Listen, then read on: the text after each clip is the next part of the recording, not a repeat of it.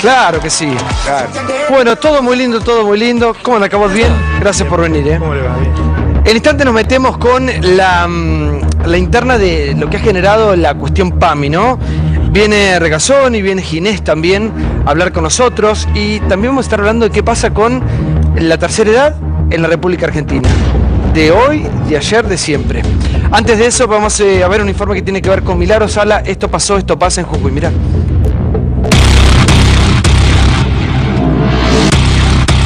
Alta gama. La justicia ordenó secuestrar casi una veintena de vehículos pertenecientes a familiares y allegados a Milagro Sala en el marco de la causa por presunto lavado de dinero. Según la denuncia, habrían sido adquiridos con dinero en efectivo y no se condicen con las capacidades económicas de sus titulares. Desde la Tupac Amaru denuncian un show mediático. Los autos de Milagro, los autos de la familia Sala, que ayer el juez que está llevando adelante la causa por malversación de fondos decidió embargar. Hay hasta 19 autos. Toyota Hilux, Fiat 500, hay allí aquel Smart del que se había hablado tanto. Son 25 el pedido de secuestro, faltan todavía varios de ellos. Se presume que estos vehículos fueron adquiridos con fondos públicos. Se han secuestrado 4 vehículos y hay otros en búsqueda. En particular destaca las adquisiciones de distintos automóviles, los Fiat 500 adquiridos por uno de los hijos de Sala. Todo el círculo íntimo de Sala, el círculo familiar, habría adquirido camionetas de muy alta gama. La hija de Sala, $500,000 en una camioneta. Diario La Nación. Para la Tupac Amaru, el secuestro de autos atribuidos a Milagro Sala es parte del show mediático. En un comunicado, la organización sostuvo que la medida judicial tiene como objetivo extorsionar a los allegados de la dirigente social para que la denuncien. La CGT se ha expresado solicitando que su proceso siga en la justicia, pero que lo siga en libertad,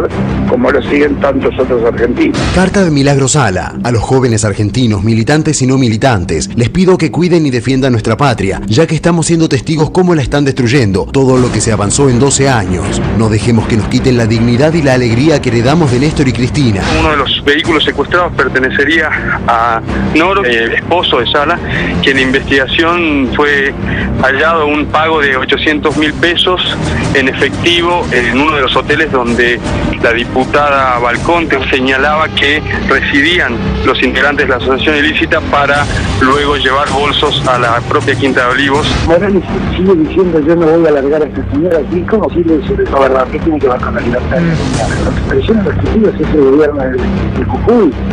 Y está recontra visto esto.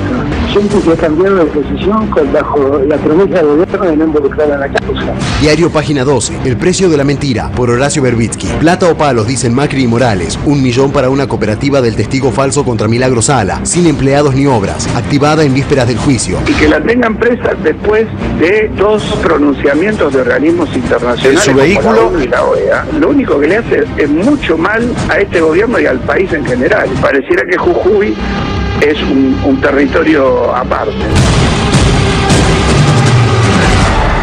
Buenas noches, Diego. ¿Cómo andás?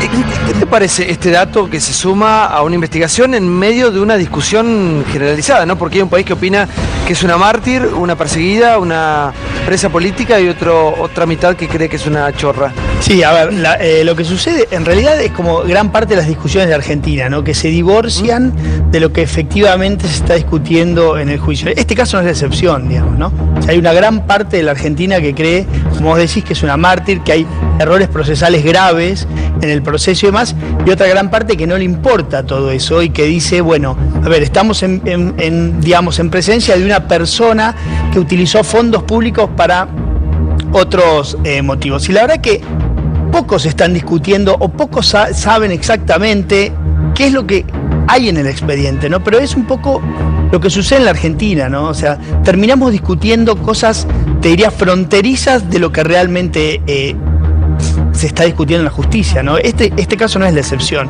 Lo que sí sucede aquí es que en el medio hay como una gran cantidad de elementos que hicieron a gran parte de la corrupción que ahora se está viendo el kirchnerismo, ¿no? Que tiene que ver fondos públicos, ostentación, clientelismo y demás, ¿no? Alejado de Buenos Aires, quizás con otro tipo de, te diría, de condimentos propios de una provincia como Jujuy, tan difícil de entender para los que vivimos en la gran ciudad, ¿no? Entonces, pero básicamente ese hilo conductor de fondos públicos, ostentación, clientelismo y demás, ya la meten para una gran parte de la Argentina en una bolsa de culpable, ¿no? Y quizás la justicia tiene otra cosa que decir, no lo sabemos todavía. ¿Sirven?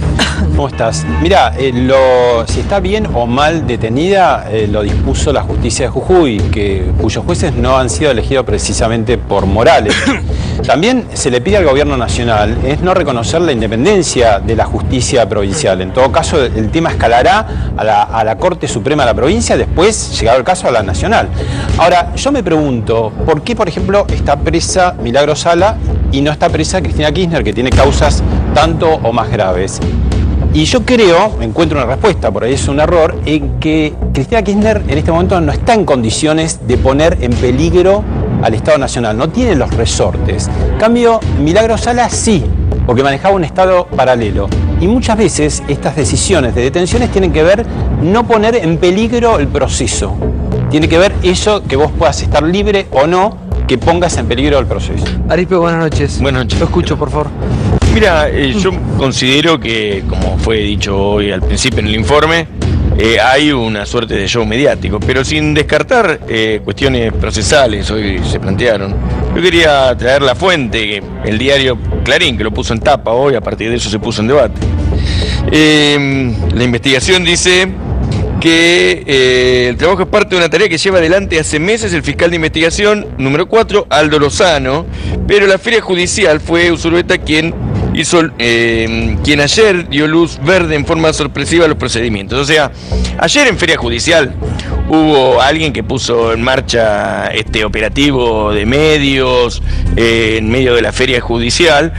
Todos sabemos que en feria judicial estos temas pasan a febrero. No. Y además entiendo yo que el debate está conexo con el caso de la Oficina Anticorrupción haciendo una denuncia de Emilio Pérsico porque no presentó la declaración jurada, cuando hay miles de funcionarios que no presentaron la declaración jurada. Quiere decir que hay en torno de las dirigentes sociales una coincidencia en imputar, perseguir, denunciar. De hecho, ¿por qué no discutimos los hechos, mira, ¿no? de hecho, por eso un hecho. Otro masista salió a pedir la libertad. Recién hicieron una muy buena cobertura de la definición hecha por Daer, que es un secretario general de la CGT. Se suma a otros del Frente Renovador que vienen planteando que es un papelón desde todo el punto de vista, no solamente procesal, sino político, la detención de Milagros Sala. ¿Qué quiere decir? Que este pequeño recuadro está opacado por un informe que no tiene además fuentes. Entonces, bueno, pero yo creo que aquí hay una cosa bien clara de operativo de medios, de verano, la musiquita de verano, pero que en el fondo tiene que ser discutible por la opinión pública y por los periodistas. De hecho, hay una cosa objetiva y es que toda la comunidad internacional y buena parte de la oposición está planteando, como la ONU, la OEA, ha planteado ¿no? Porque que digo, tiene más allá de las opiniones, más allá que revisarse el tema. Ya lo escuchamos. Más allá de las opiniones, digo, vayamos a los datos, porque esta información no es nueva y no es de verano. Ya se conocía el tema de los autos y a nombre de quién estaba cada uno de ellos. Simplemente para dar los datos y después, si quieren, discuten la intencionalidad o no. Pero acá hay hechos muy concretos. Se secuestraron 25 autos y hay un pedido de embargo sobre 4 inmuebles. Y la novedad de última hora es que también se ha imputado a 2 de los hijos de Milagros Sala por las mismas causas, malversación de fondos públicos y lavado de dinero. Un vehículo Smart a nombre de Milagros Sala, la propia familia admitió que tiene ese vehículo, pero dijo que a Milagros Sala, como no puede justificar de dónde sacó los casi $30.000 que vale el vehículo, dijo que 12 personas juntaron dinero para regalárselo a Milagros Sala. Además, un Peugeot 3008. Este vehículo estaba a nombre o lo utilizaba Raúl Noro, el esposo de Milagros Sala. Una Toyota Hilux de Claudia Sala, una de las hijas que quedó imputada en esta misma causa. Un Fiat 500 del hijo de Milagros Sala, Sergio Chorol, que se acuerdan que él reconoció en un medio, en una radio. Esto fue hace varios meses, por eso le digo que no es un operativo de verano, que efectivamente él tenía este vehículo, que lo había comprado con ahorros propios, y le preguntaron a qué se dedicaba. Creo que dio 2 trabajos, uno en una radio y venta ambulante. Y bueno, y además una Volkswagen Surán y varias camionetas Renault Duster. Estos son los datos. Digo, si quieren después discutamos si son operativos de prensa, mediáticos o de verano. Estos son los datos y esto figuraba ya desde hace tiempo. Los datos son que estamos discutiendo la libertad de Milagro Sala mientras espera el juicio del caso lo que ahora Diego Cabot. Digo, temas de fondo, son importantes los datos que la justicia tendrá que analizar, comprobar y después decidir. Mientras tanto tiene que esperar en libertad. Eso es lo que estamos discutiendo. ¿Por qué, Diego? Y el dato, porque lo demás son todas cuestiones, son trampas jurídicas para que mantenerla presa. El dato del fin de semana, lo que tenemos que hoy que discutir y analizar, es esto que se dio a conocer, que el único testigo que la vio, que le dieron 3 años de prisión en suspenso, en este intento, este huevazo a Morales, donde ella no participó, el único testigo, René Arellano, es empleado de la gobernación de Jujuy y que habría recibido, en realidad porque la denuncia dice eso, 1 millón de pesos durante el juicio, de un destino desconocido, un destinatario desconocido. Es empleado de Morales, trabaja en el sector de contaduría, tiene a su hijo, Freddy Arellano, trabajando también con Morales, a sus parejas, tanto del padre como del hijo. ¿Qué nexo hay entre el gobernador y este testigo que plantaron para Milagro? Digo, ¿cómo es la relación de Diego Cabot, que está en el caso, que sabe tanto? ¿Qué es este testigo? ¿Quién es este testigo y qué rol cumple, qué relación tiene con el gobernador? A ver, en principio yo no soy la persona que les debe preguntar, porque la denuncia la hizo Berbisky, así que él sería... Como conoces tanto el caso, seguramente... ¿Quién dijo que conozco tanto el caso? Por lo que realmente escuchamos. No, yo lo que digo es, a ver, acá se está discutiendo sobre cómo se discute casi todo en la Argentina, lejos de los hechos, ¿no? Entonces, yo el otro día le decía a alguien, ¿por qué Lázaro Báez está preso hoy, no? ¿Por qué está preso Lázaro Báez? Porque un juez interpretó que sus conductas, ya sea cuando tomó el avión, cuando el destino no era tan claro y demás, que sus conductas podrían llevar a evadir el proceso. Entonces lo detuvo. Bueno, discrecionalidad del juez, bien o mal, bueno, lo tendrá que discutir en la justicia el juez y pondrá en libertad si es que está mal. Bueno, okay, en este caso es más o menos lo mismo, perdón. En este caso es más o menos lo mismo. Hay un juez y hay una justicia que está actuando que dice Milagro Salas en libertad puede llevar a entorpecer el normal desenvolvimiento del juicio. Punto. Esa es discrecionalidad del juez y eso hay que discutirlo en sede judicial. Respecto del testigo que estás diciendo, como te digo, es una denuncia que hizo Berbisky en Página 12. No sé quién es el testigo, si estos datos son reales, cosa que no sé, porque no todo... La verdad es que yo no es una gran fuente de información mía, Berbisky, puede ser tuya, mía no. Entonces, si es verdad, es gravísima la denuncia. Es gravísima. Digamos, es absolutamente grave, digamos, y ahí sí creo que, digamos... El remedio federal para esas cosas son las intervenciones, ¿no? Cuando ya no hay división de poderes, poder político representativo y demás. Pero la verdad que no sé si es así, no sé si es así. Es una denuncia... Investigan todo, investigan eso también. No, yo hablo de lo que conozco de verdad. Pero lo que dice el gobernador, ¿no? Cuando el gobernador fue muy claro, dijo tanto a los organismos internacionales que vayan a Jujuy, que tomen contacto directo. Esto que señala Berbisky y Diego, la verdad no lo conozco y la justicia tendrá que investigar si es así. Si es cierto, Silvana, si es cierto lo que vos decís es grave y tendrá que responder, pero te quiero decir que esa es una de las causas menores, esa es una de las causas menores contra Milagro Salas, el escrache. Las graves, las verdaderamente graves, y es la para que se resguarda, para que se pueda seguir la investigación, tienen que ver con los aprietes, con la gente que lastimaron. Hay asesinatos en el medio aquí, en estos años en Jujuy, que se le atribuyen a esa organización y que por eso la justicia decide, en el marco de todas estas causas que se le siguen, mantenerla en prisión. Pero además, quiero decirte que estos no son inventos. A ver, están señalando una denuncia que aparece ahora por Berbisky, pero no dicen nada de lo que vimos con cámaras directamente en el banco, viendo cómo se llevaban obscenamente millones de pesos en bolsos que no llegaron a las viviendas. Y además, como bien decía Débora, ese Smart que dicen que le regalaron 12 amigos de Milagro, tampoco pudieron comprobar que eso sea así. Por lo tanto, no nos quedemos en la causa del escrache, sino que analicemos el conjunto de todas las causas y veamos que efectivamente aquí se puede entorpecer la investigación en el caso en que ella tenga grave que el único testigo haya recibido dinero. A mí me parece grave. Pino, por favor. Buenas noches. Sí. El caso de Milagro está dando ya vueltas excesivas. Yo no conozco la denuncia de Berbisky. Pero lo que yo creo que nos tenemos que acatar lo que marcan los procedimientos procesales.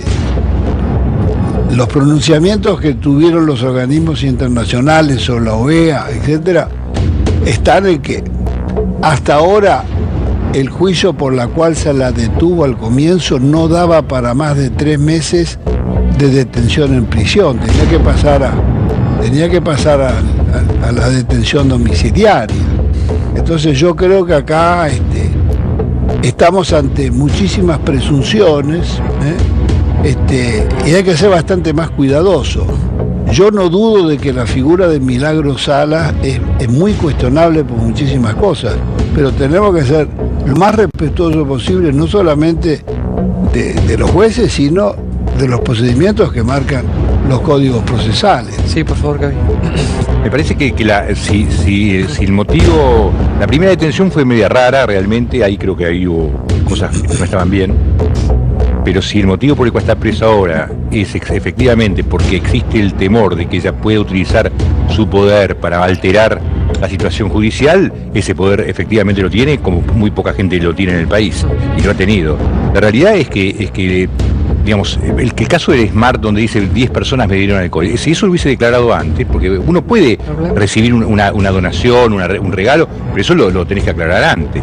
Sí, es decir, que ahora consiga 10 personas que digan yo te di $1000 cada uno, yo también lo consigo. Eso no tiene ningún viso de realidad, pero la realidad es que una persona, que luchadora nacional y popular, con Smart, con Fiat 580, todos coches que son carísimos innecesariamente, porque te compras un Peugeot nacional y tenés más prestación que eso por la mitad de la guita. Es decir, es toda una cosa de ostentación que no corresponde a una militante social de ningún modo, ¿entendés? A mí lo que me parece más paradójico de todo esto es que la verdad que gente muy comprometida, gente muy comprometida del arte, de la cultura, salga públicamente a pedir su liberación, cosa que coincido con lo que dice Pino, ¿no? Pero lo que más me resulta llamativo de todo este caso es que acá hay mucha gente denunciando maltrato, vejaciones, abusos. Hubo testigos.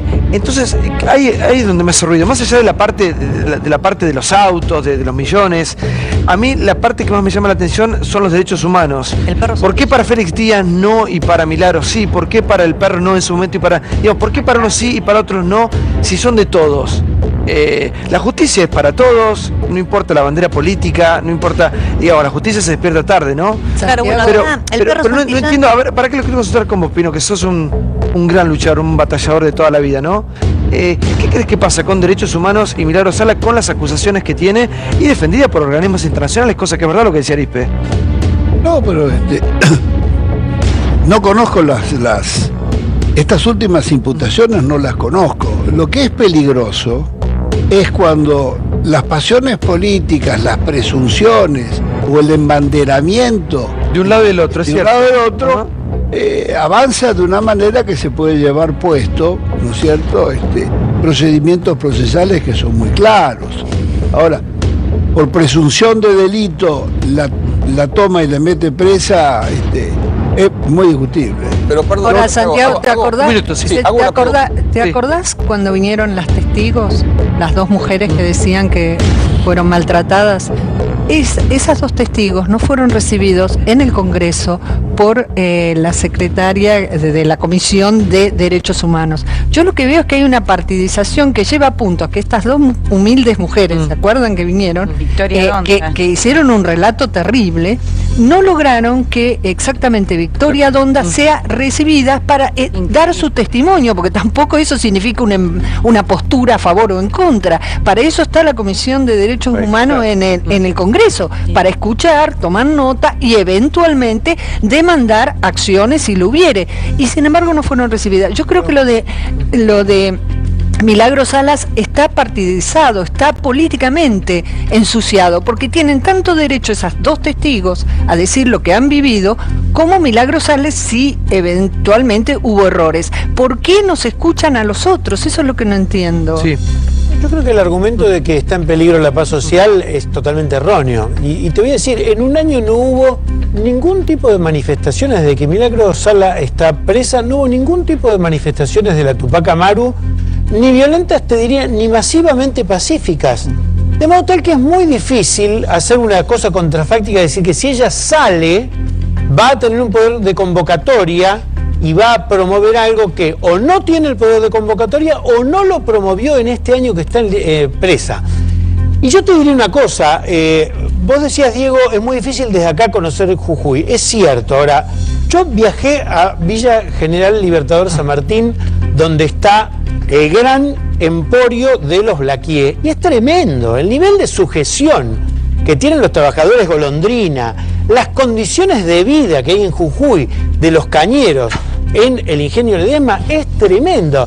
De eso se habla poco. Digo, Jujuy es una de las provincias castigadas con una desigualdad muy grande. También parece que si es un año en el cual se propone tener un intercambio de ideas, un acercamiento, francamente, las condiciones procesales dan para que Milagros Sala siga en libertad. Igual hay una persona que tendría un minuto. Hay una persona que debería estar sentada ahí también, que es el ex gobernador, ¿no? Obvio. Claro. Bueno, Por favor, sí, hay mucha confusión con el tema Milagros Sala, incluso porque cuando se dice que los organismos internacionales reclaman por ella, en realidad es parte de todo un error diplomático, procesal y demás de la provincia, que además le ha generado un problema a Mauricio Macri, porque los organismos cuando reclaman en realidad hablan de una detención arbitraria en un momento en donde tampoco tenían información. Ahora va a venir una comisión a ver de qué se trata. Ahora bien, es cierto, Eduardo, que los organismos están tranquilos, pero es porque en parte está presa. Los testigos que han venido acá dicen que tienen miedo de Milagros Sala y tienen miedo de hablar en función de que Milagros Sala esté afuera. Sí, Nito.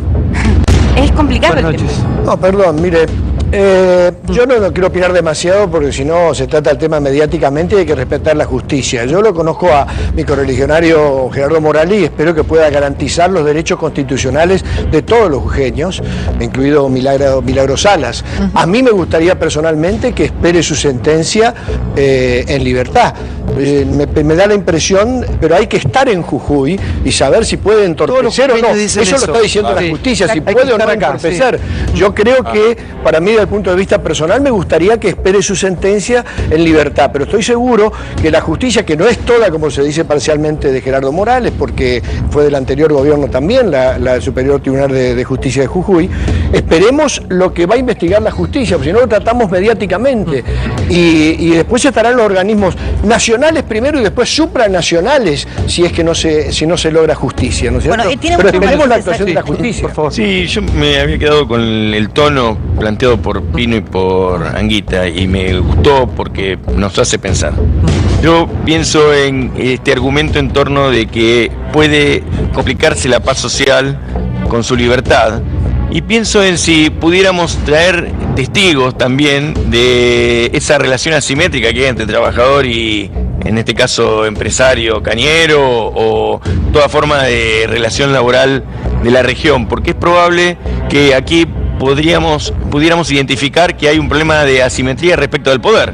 Es probable que veamos que Milagro no era tan violento y que lo que hay es una violencia social o una injusticia profunda, histórica, que tiene raíces en quien tiene las empresas, los medios de producción y el salario. Es muy peligroso. Las condiciones laborales también son complejas en una provincia que, es provincia como todas las provincias con sus particularidades. Es muy peligroso porque es justificar esta idea de que la violencia de arriba genera la violencia de abajo. Si bien hay muchos matices, porque acá, y esta información que yo di la confirmó el Perro Santillán, que no tiene ningún condicionamiento partidario, que es un luchador social de hace muchos años, el gobernador Morales sigue teniendo en el poder a dos ex aliados de Milagros Sala. Son José Bejarano, que es el concejal de San Salvador de Jujuy por la UCR, y Emiliano Cayo, que es diputado de la UCR. Esto también está pasando en Jujuy y está bueno dar toda la información. Ahora, Milagros Sala no está detenida, o por lo menos el proceso judicial no tiene que ver con la alteración o no de la paz social, porque sería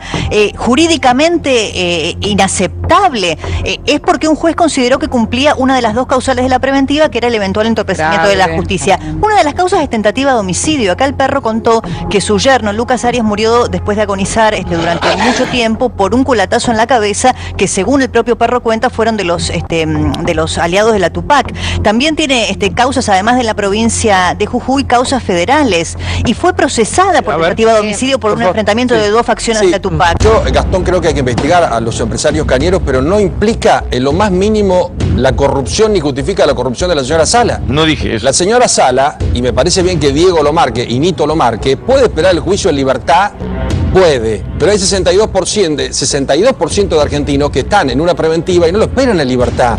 Pero es bueno que lo marquen porque muchos nos quieren hacer creer que estamos en presencia de una injusticia, que estamos en presencia de una mujer honesta. Acá faltan 800 millones de pesos, acá la construcción de las casas, muchas de ellas se hicieron de muy mala manera, acá no se entregaron las escrituras, acá existió un poder paralelo entre el gobernador que estaba y la señora Sala. Acá el peronismo pierde por primera vez desde 1983 una provincia que históricamente es peronista. Acá hubo situaciones muy violentas, acá se investigan casos donde hay asesinatos de por medio, salvo que quieran justificar la corrupción porque a algunos les toca el pellejo de cerca. Nadie puede hoy estar discutiendo lo de Sala. Hay causas y es causa. ¿Todo bien? Bien, ¿qué estamos? ¿Cómo le va? Mucho gusto. Estoy un poco indignado en la palabra. Igual en este programa paso por diversas sensaciones. Arrancamos con Liliana y riéndonos todos. Después nos ponemos un poco más serios con este tema. Y la cuestión a mí de los jubilados me exaspera porque creo que han sido los eternos abandonados. Cuando yo era chico, hace poco y ahora también. Porque una persona trabajó toda su vida, aportado toda su vida para que el Estado, ¿qué le devuelva? Nada, le devuelva 2 monedas. Y ahora, ¿cómo es esto que no les van a pagar los remedios? A ver, explíquemelo, por favor. Yo ahora te voy a, cuando explique la situación, ahí hay un motivo para indignarse realmente. El PAMI garantiza el acceso a los remedios de 2 maneras. Una es con los descuentos en farmacia. Y un jubilado tiene mejor descuento que cualquier prepaga y que cualquier obra social, gracias a lo que hace el PAMI. 50% en algunos remedios, el ibuprofeno por ejemplo, 80% en remedios crónicos para la presión y el 100% del descuento en medicamentos oncológicos, insulinas y medicamentos para los trasplantes. El PAMI es el principal financiador del país en estos remedios y eso está garantizado y lo tienen todos por igual. Esto es un derecho que tienen adquirido. Para después existe un subsidio social que desde que se creó este subsidio social en el PAMI hace varios años, su objetivo es aquellos jubilados que o bien por su nivel de ingresos que es muy bajo o su situación social muy pobre, o bien porque el costo del tratamiento es demasiado alto, tienen varias enfermedades, en estos casos el PAMI tiene un subsidio social a medicamentos. Cuando empezamos a estudiar que lo que hace es dar cobertura total del 100% en todos los remedios de farmacia. Cuando empezamos a ver lo que está ocurriendo con este subsidio, encontramos 51 personas que tienen aviones y que tienen el subsidio. 2.500 personas con yates y lanchas de lujo que tienen el subsidio. Personas que... ¿No le corresponde, no aportaron toda su vida? No, porque el subsidio es cuando se junta, es decir, los sistemas solidarios funcionan cuando uno tiene acceso al beneficio en el momento en que cumple con la condición. Es decir, cubre fractura de cadera cuando alguien efectivamente se fractura la cadera. Sí. Cubre subsidio social para medicamentos cuando alguien efectivamente cumple con la condición. Porque piense que todos tienen potencialmente que tener acceso a eso. Entonces, lo que estamos viendo es algo que esto es lo que tiene que indignarnos. Que se haya utilizado el subsidio social de los jubilados para personas con yates, o personas con aeroplanos, o personas con automóviles de $100.000. ¿Cuánta gente debe tener yate acá en este país? Con embarcaciones, con yates y lanchas, 2.500 registramos. Con aviones, 51. Con automóviles de lujo, muchos varios miles que todavía no están contabilizados, y lo mismo con countries. La pregunta que yo me haría es al revés. ¿Qué tenía el sistema en sí que permitía esta distorsión enorme, en algunos casos abusiva? Había amiguismo, había favoritismo político, había simplemente negligencia. Yo creo que eso es lo que indigna. Nosotros lo que hicimos ahora con la norma es, primero, los jubilados que se queden tranquilos porque los remedios están garantizados y queremos que no le falte nada a nadie. Ahora, para hacer esto, tenemos que darle justicia a un sistema de distribución del subsidio social. Y eso es simplemente lo que hicimos. Es decir, según los criterios objetivos del CINTIS, que son los que se usan para todos los subsidios sociales en Argentina, con esos criterios nosotros revisamos el subsidio social a medicamentos en aquellos casos que lo ameriten.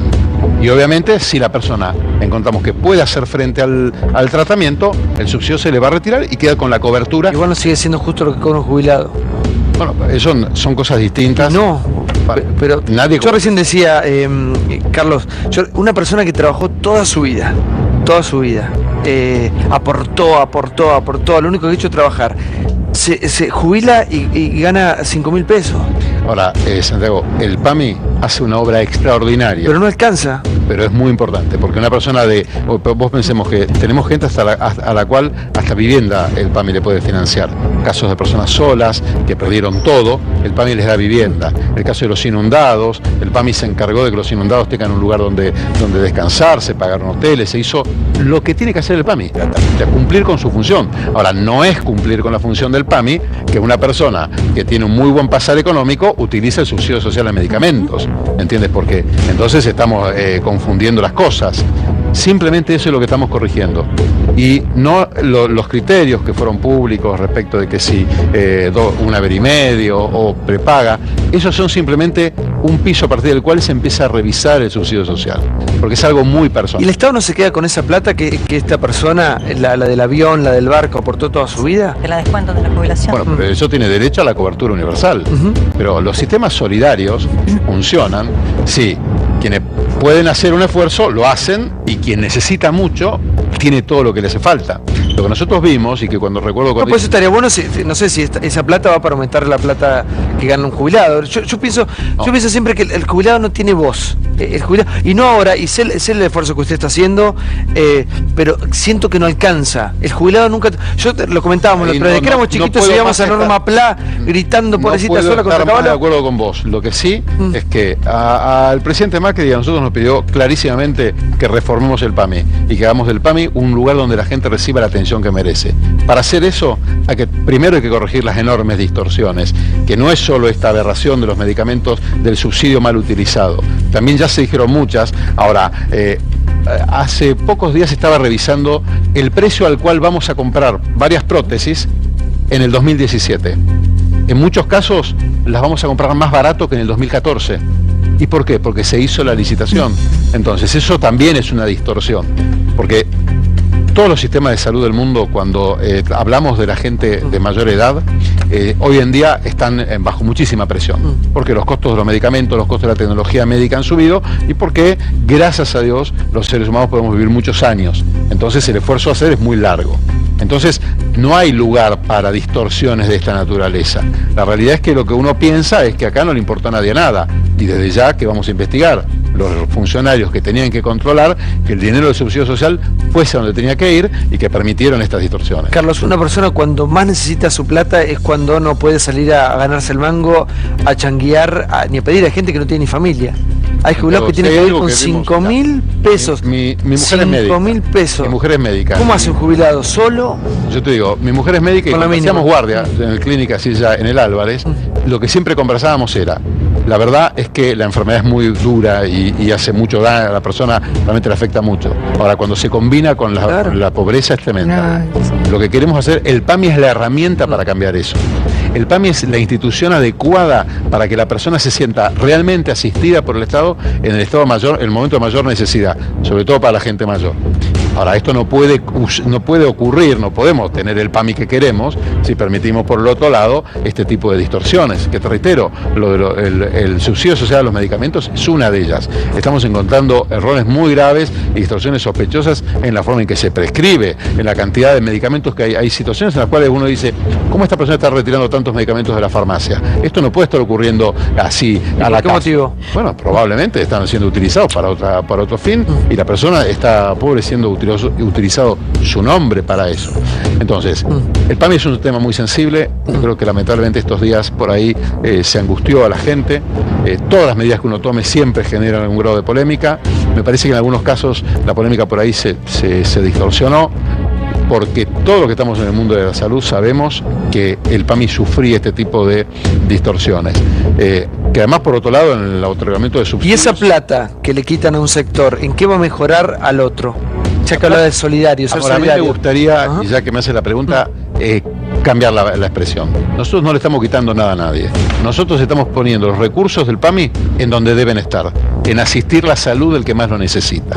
Las necesidades son enormes, porque por supuesto que por el otro lado recibí un montón de mensajes en los cuales me decían, pero mire los lugares de internación, por supuesto que hay que cambiarlo y mejorarlo, mire el servicio de ambulancias, desde ya hay que cambiarlo y mejorarlo. Ahora, no se puede hacer todo a la vez y tampoco todo de golpe, porque uno no es un mago, como dice Mauricio.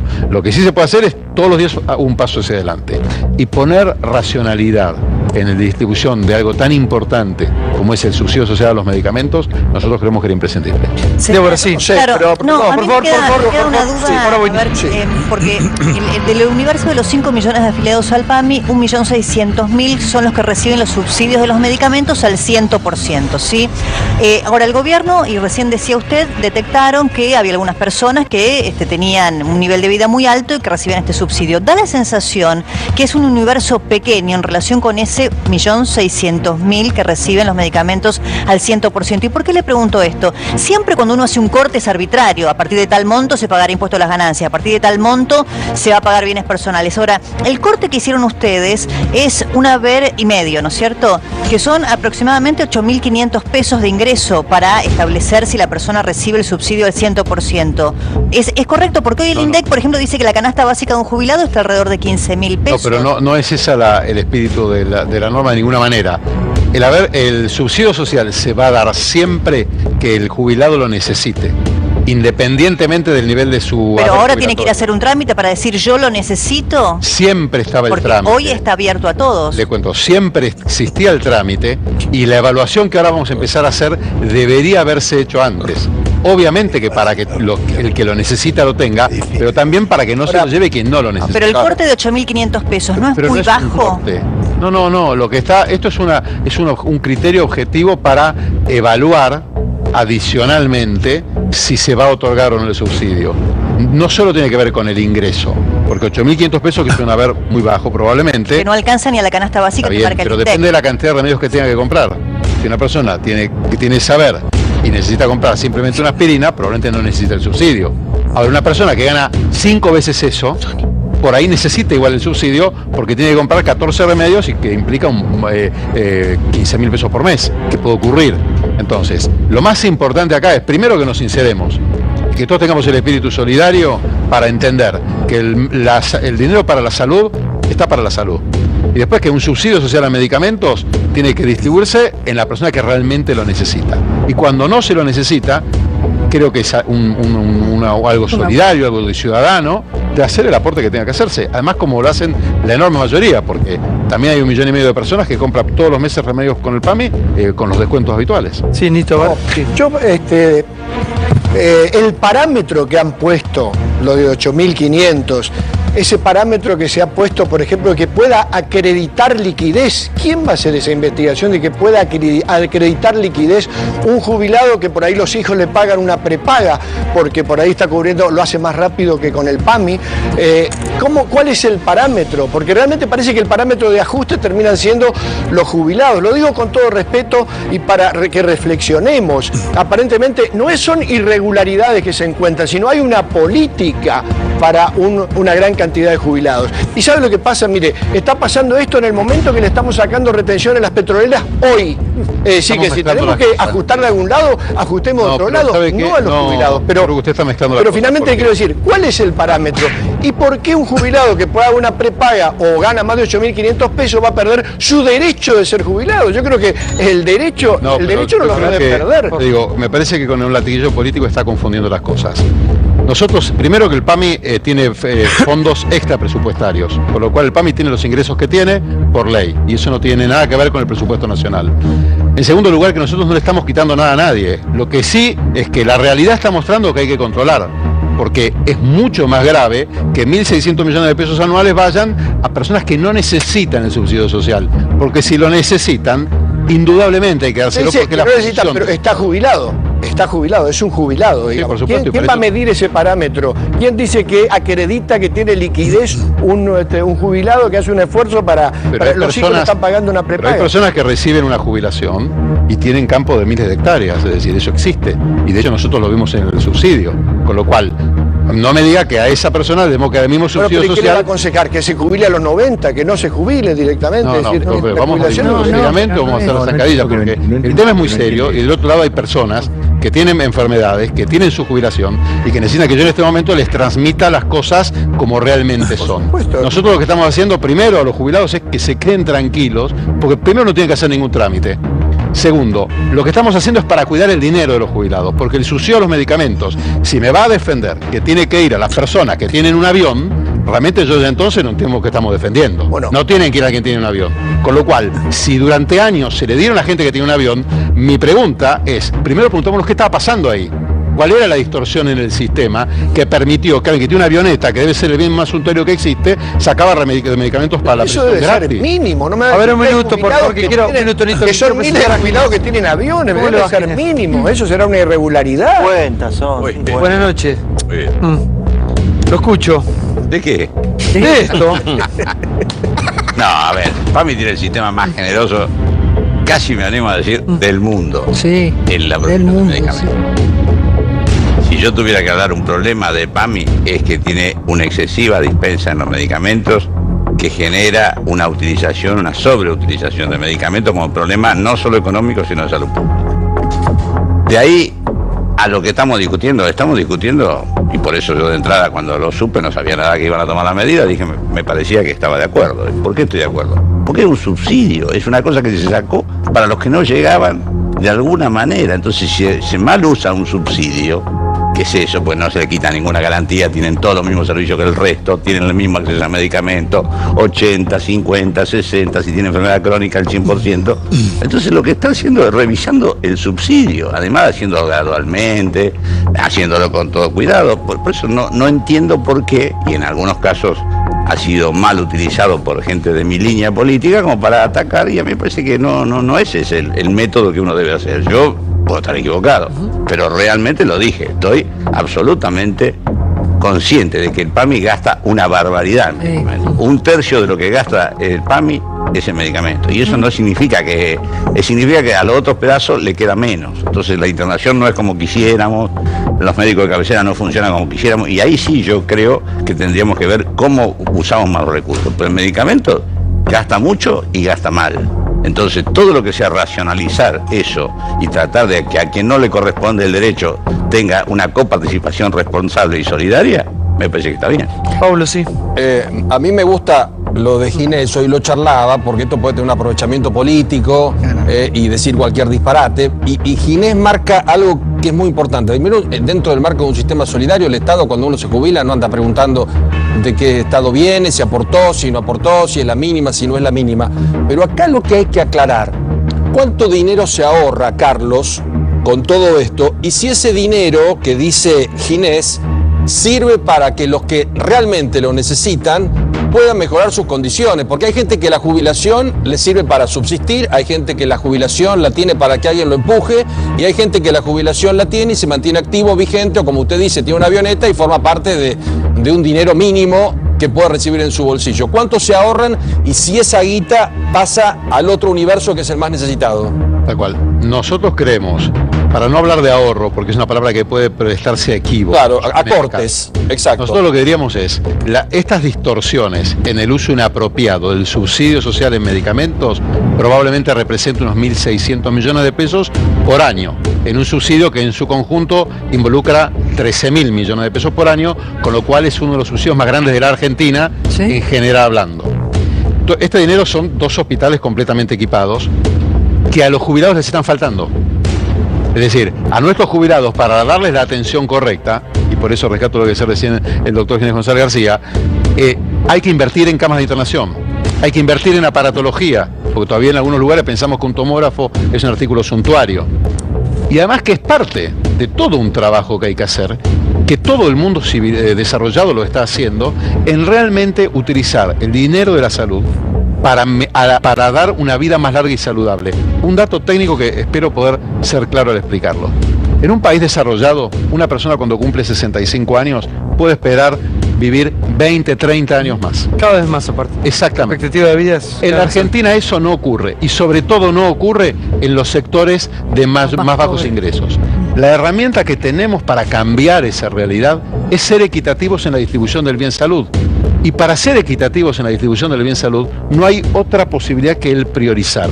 ¿Y priorizar con qué? Con un criterio sanitario, con un criterio público, en el cual todos tienen que tener lo que necesitan, pero tenemos que todos también colaborar en cuando se puede, solidariamente, a que el sistema en su conjunto funcione. Igual es muy vil ensuciar un tema que tiene que ver con gente y con los abuelos. Los gobiernos pasan, los abuelos siguen con las mismas carencias, y yo por lo menos una de las cosas que me gustaría, ¿no?, es que pudieran ganar un poco más. Hay que aumentar, porque lo que se ha aumentado es un chiste. Pero creo que son los sin voz. Creo que todos los gobiernos los usan mucho como eje de campaña, se promete mucho y después pasa poco. Esperemos que cambie eso pronto. Pino, te quiero escuchar. Los jubilados, los monotributistas, los que están en negro, también son los sin voz. Los monotributistas, que no hablamos todavía de todo eso. Sí, por favor. No, yo escucho reiteradas veces el tema, nosotros no ajustamos esto. Es muy curioso este tema. La verdad, yo diría que es vergonzoso. Sobre el ahorro y el aporte de los jubilados durante toda una vida de trabajo, todos los gobiernos han venido metiéndole la mano, e inclusive han salido con esos fondos a prestarle dinero a multinacionales, como fue cuando se le prestaron $60 millones a la General Motors. Todos de los jubilados. Esos dineros son de los jubilados, no son del Estado. Entonces, escuchar argumentaciones muy mezquinas, que decir que los que tienen aviones, yo no sé, habrá 500 que tienen aviones, habrá 1000 que tienen aviones. Pongamos las cosas en su lugar. Un enfermo crónico, hipertenso o diabético gasta de 3.000 a 4.000 pesos de medicamentos. Y ese va a seguir teniendo el 100%. El gobierno no ha hecho nada para impedir la suba del 50% de los medicamentos. Y me puede explicar el responsable del PAMI por qué está subejecutado el presupuesto en un 50%? En el año que acaba de terminar. Es una vergüenza. No, el PAMI no solo no está subejecutado el presupuesto, sino que fue ampliado 2 veces el presupuesto. El presupuesto partió en 82.000 millones de pesos y este año lo va a cerrar en 89.500. Y para el año el 2016. Y 2017 tiene un presupuesto planeado de 117.000 millones de pesos, que por supuesto esperamos ampliarlo y llegar a más de 120.000. Vuelvo a la realidad de lo que está pasando. Nosotros encontramos un montón de subsidios sociales que van... el caso de los aviones es el más aberrante y es para generar algún grado de alerta respecto de qué tiene que estar pasando en un sistema para que el dueño de una avioneta tenga el subsidio social. Y que cada uno saque sus conclusiones, pero es el tema que realmente hay que entender. El caso de los yates y las embarcaciones de lujo, ya estamos hablando de 2.500 personas. Y esto también llama a la reflexión, porque nadie puede decir que puede mantener una guardería de un yate que no puede pagar una parte, cuando lo pueda pagar, no cuando no lo pueda pagar. Y después viene una zona en la cual nosotros lo que estamos diciendo es muy sencillo: cuando necesite el subsidio, porque el gasto en medicamentos amenaza con empobrecer a la persona. Esto se llama gasto catastrófico en salud en la Organización Mundial de la Salud. Ahí el PAMI va a estar para ayudarlo, para cubrir al 100%. Ahora, cuando el gasto en medicamentos no lo hace... ¿Cómo es el trámite para comprobar todo eso? No, hay trámites objetivos que además estaban pensados en la norma hace varios años. El problema es que a la norma no se le dio cumplimiento. ¿Con quién van a trabajar para la obtención de datos? Con asistentes sociales, se hace con médicos y después, por supuesto, con el CINTIS. Pero la realidad es que esto estaba previsto hace muchos años. Lo que estamos haciendo es dando cumplimiento a una norma que nunca se le dio cumplimiento, que es que el subsidio social, para otorgarlo, tiene que tener controles. excepto casos que son muy evidentes y donde sí la enfermedad impacta muchísimo en la vida de la persona, como es el caso de un trasplantado, de una persona oncológica, en el cual, en esos casos, una persona con una enfermedad oncológica, en el cual ahí el subsidio no tiene ninguna... Sí, Pablo, por favor. A mí me parece que otra vez aparece un problema grave de comunicación, ¿no? Así con las tarifas estuvimos medio año, el año pasado, para llegar a la conclusión que finalmente era muy poco lo que tenían que pagar tremenda tarifa. Acá me parece que así como los que ganamos más, pagamos más ganancias, no está mal que tiene más dinero pueda prescindir de eso, ¿no? Ahora, deberían haberlo comunicado antes, porque digamos, una vez que se lanza, pasa esto, ¿no? Es decir, todos los jubilados entonces no van a tener más los medicamentos. Creo que deberían, como es un tema sensible, deben hacer un tema de comunicación subrayado mucho antes de... A mí sobre todo el parámetro, porque hay jubilados, perdón. Un fin de semana con mucha preocupación por el tema y pensé mucho en lo que usted está diciendo. Y llegué a la conclusión de que lo que está ocurriendo, este conflicto de comunicación, es lo mejor que le puede pasar a todo el sistema de convivencia argentino, porque primero nos obliga a nosotros a ser, a los que estamos en la función, a ser muy cuidadosos en lo que estamos transmitiendo y sobre todo lo que estamos haciendo. Es decir, esta es una buena manera de llegar a la verdad. Por eso, conforme me iban preguntando cosas, yo iba diciendo, bueno, mire, lo que encontramos es esto. Pero nada más que 51 aviones, no, además había 2.500 yates. Y lamentablemente probablemente muchos de esos yates que están en cabeza de un jubilado no pertenezcan. Pero no es un universo, esos 2.500 eventualmente que ustedes detectaron. Pero la gravedad de lo que estoy diciendo. Sí, es grave. Después la magnitud del universo. Lo que le pregunto es si lograrán el ahorro de 1.600 millones de pesos anuales, si ese es el universo, hasta ahora 2.500 personas, y ustedes dicen pero que no es cuestión de ahorrar o no ahorrar, es cuestión de que es inadmisible que un administrador de fondos públicos permita que ocurra una cosa como esa. Claro, ese es el caso extremo que usted acaba de explicar. Lo que yo tengo entendido, para llevarle alguna claridad a la gente, es que los medicamentos gratis se dejarían de entregar a quienes cuenten con prepaga, tengan un auto de menos de 10 años de antigüedad o más de un inmueble, y quienes cobren más de un haber y medio mínimo que se ahorraron. A menos que... ¿Es correcto? No, a menos que... Es una relación compuesta. Esa es la primera condición. Okay. A menos que esté demostrado por el asistente social y por el médico, un sistema de control elemental, que lo necesita. En los casos que lo necesite, todas las otras condiciones quedan automáticamente subsumidas en el bien superior que queremos proteger, que es que la persona tenga acceso a los medicamentos. Y desde ya, que ya empezamos una investigación de por qué, y lo voy a decir, discúlpenme, en la gestión anterior se permitió todo esto. ¿Entienden? Porque el quebranto es enorme. Eso que uno puede subestimar por la cantidad de gente que decimos, yo le estoy diciendo que costó 1.600 millones de pesos por año. Entonces el quebranto es inmenso. El daño que se le hace al instituto utilizando mal algo cuando del otro lado faltan cosas. Porque no es que estamos hablando de una situación en la cual los otros problemas están resueltos. Estamos diciendo que habían ambulancias que demoraban 18 horas en llegar. Ahora, gracias, Carlos, por estar con nosotros. Por favor. Gracias, Carlos, por estar con nosotros. Gracias, está bien. Que tiene que ir a varios programas más. Anda anunciando todo el día lo ven en la televisión. Vamos al informe. ¿Usted quién se queda? Por favor. Renunció el viceministro de Salud. Renunció el viceministro de Salud. Aquí está el informe, lo vemos, mira. Cambios en Cambiemos. En medio de la ola de rumores sobre modificaciones en el Gabinete Nacional, renunció el viceministro de Salud Néstor Pérez Baliño. El funcionario relacionó su salida con la reestructuración del ministerio.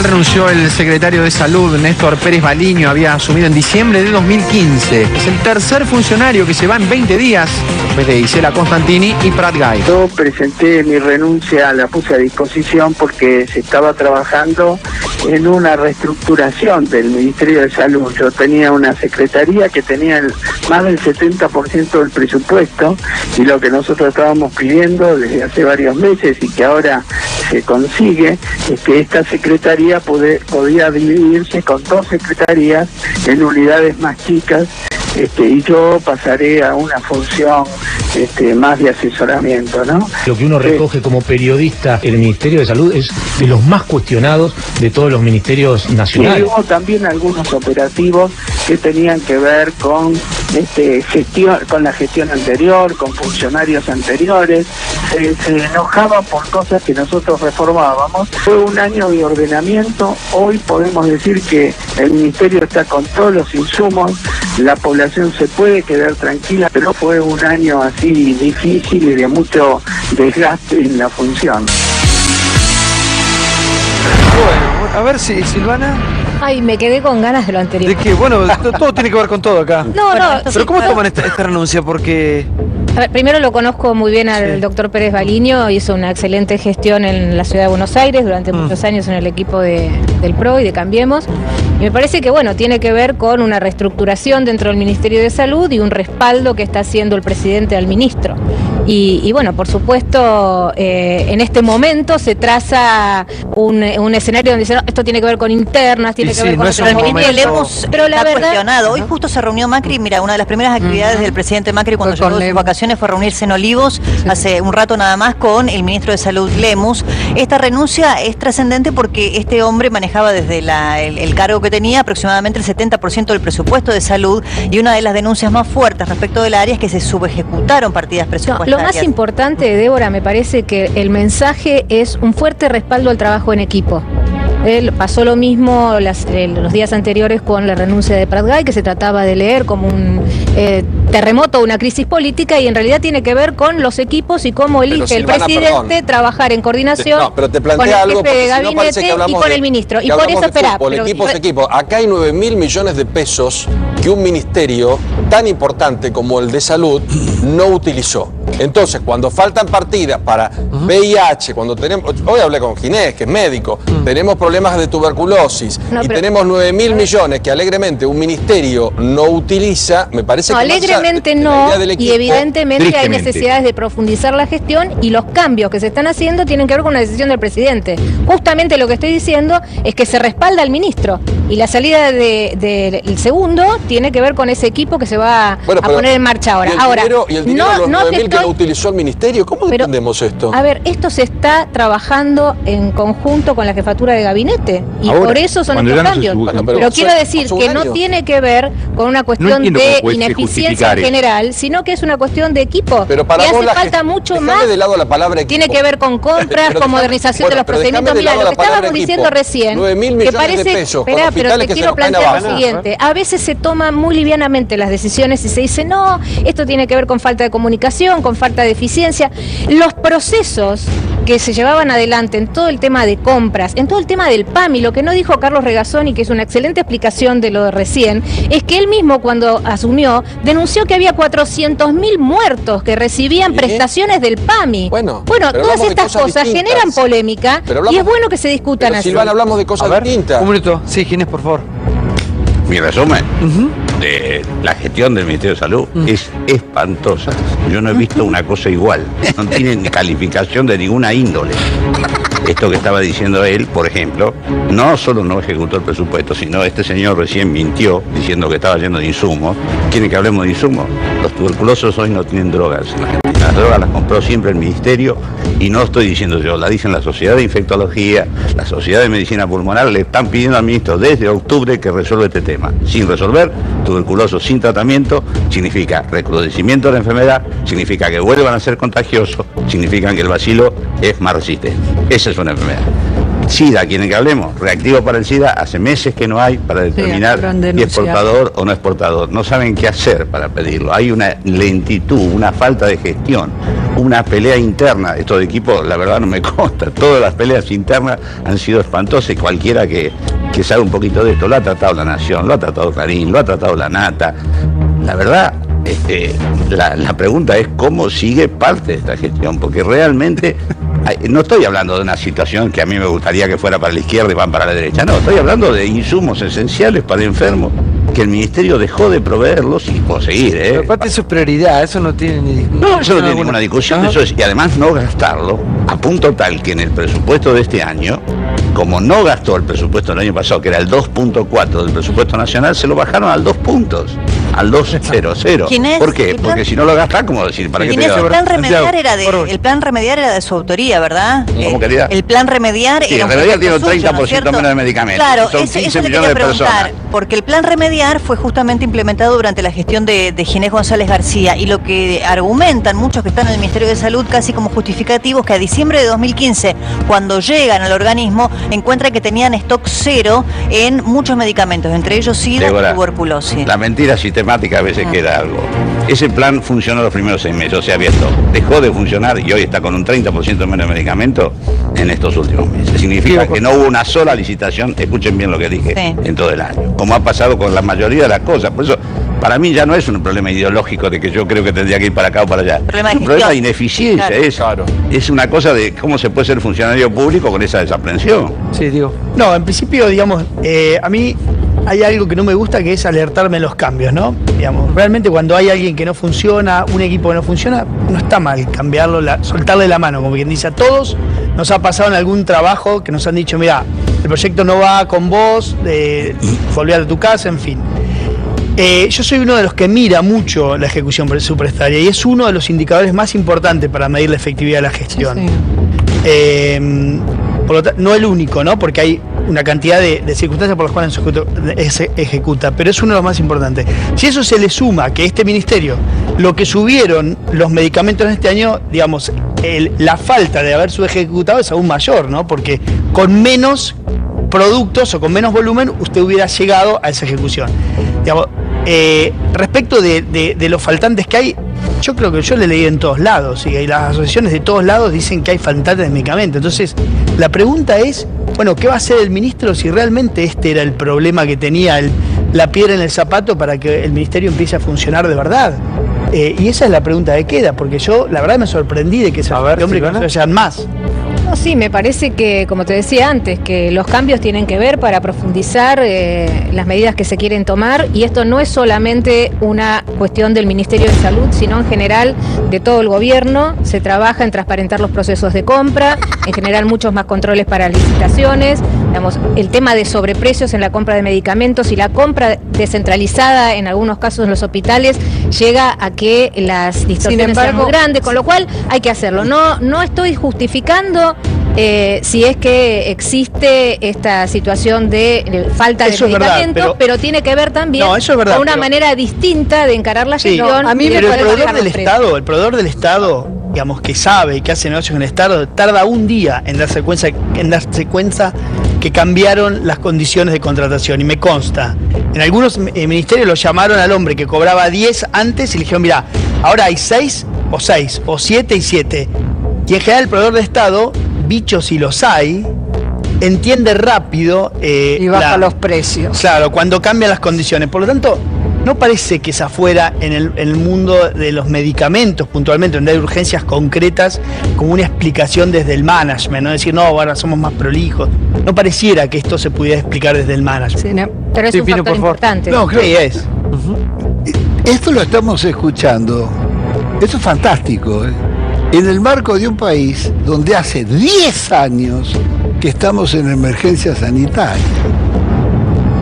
Emergencia sanitaria, 10 años, no se ejecutan los presupuestos. Hay que ir a las provincias, Si los hospitales, si los centros geriátricos, los centros psiquiátricos son lamentables en la capital federal, imagínense ustedes lo que es en las provincias donde no llegan insumos básicos para tratar enfermedades infecciosas, como decía recién Ginés, tuberculosis, enfermedades transmisibles, el SIDA, etc. Es lamentable todo esto. Sinceramente, ahora, el ministro Lemus, fue una calamidad la gestión del ministro Lemus en la ciudad de Buenos Aires, tuvo que irse, y está en lo nacional, por favor.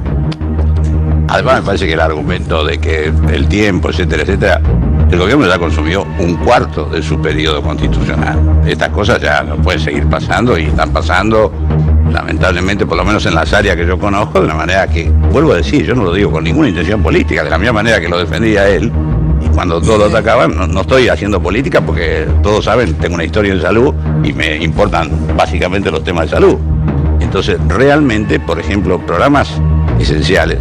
Recién vos decías, bueno, porque nadie se ocupa de los viejos. No, nadie se ocupa de los más pobres. El Remediario es un programa que le da medicamentos gratuitos en atención primaria, no muchos, alrededor de 70, a todo el país. Tiene 15 millones de derechohabientes. Le están faltando el 30% de los medicamentos. Esos son millones de personas que no acceden a ningún medicamento. Y lo mismo dije, lo de tuberculosis, lo de SIDA, lo de salud y sexual y procreación responsable, no hay anticonceptivo hace tiempo, no hay profiláctico, no hay campaña, no hay nada. Es una cosa realmente que uno no puede explicarlo, porque obviamente cuando uno es ministro no puede hacer todo lo que tiene que hacer porque no te da el presupuesto, otra cosa. Pero cuando tenés presupuesto, no lo gastás y no haces lo que ya se estaba haciendo. Pero ya renunciaron siete subsecretarios del área. Yo digo, la renuncia hoy de Pérez Balinio es la séptima. Entonces, algo está pasando en el Ministerio de Salud. Vos podés querer eficientizar la gestión, pero no lo podés hacer en áreas tan sensibles como la salud. Mira, ya renunció el ex subsecretario de Coordinación Administrativa, Daniel Bosich, Mariana Kosakov, la ex subsecretaria de Prevención, Sebastián Lacipur, ex director de Promoción de Salud y Control de Enfermedades No Transmisibles, el ex director de Enfermedades Transmisibles por Vectores. Bueno, son 7 los que le renunciaron a Lemus. Algo está pasando ahí. Vos podés querer hacerlo más eficiente y más expeditivo el gasto, pero no podés hacer a la gente esperar un año y tener subejecución de partidas en salud. No solamente está pasando en el Ministerio de Salud, yo creo que tiene que ver también una orientación que tiene el gobierno. Esto escuchábamos recién hoy de bajar gastos. Si subieron la cantidad de pobres y el gobierno está gastando más, tiene déficit el gobierno. Resulta que subieron los pobres, quiere decir que la plata se fue para arriba, no para abajo. Porque no la tomaron los pobres, es decir, en algún lado la redistribuyeron, pero mal la distribuyeron para arriba. No, si tiene más déficit este gobierno. Lamentablemente eso ocurre en todos los presupuestos. No está pasando en la provincia, que el déficit 25 mil millones para la provincia de Buenos Aires y nada para el Nordeste o para Corrientes, por ejemplo. Es decir, 25 mil millones. Lo mismo ocurre, en alguna parte está el dinero ese, lo distribuyeron mal. En lugar de ir para abajo fue para arriba. No, en el caso de Lemus, ¿sabés qué es? Es mala gestión. Porque si hay 9 millones de pesos que no se ejecutaron, 9.000 millones, perdón, es estrictamente que es ineficiente el ministro. Y es ineficiente también el jefe de gabinete, porque el jefe de gabinete es el que controla, justamente esa es la buena virtud de un jefe de gabinete. Preguntarle a Lemus, che, escúchame, ¿qué te pasa que no estás gastando la plata? ¿Cómo sobra tanto? ¿Por qué te sobra tanto? ¿Estás ahorrando? ¿En qué lo ahorrás?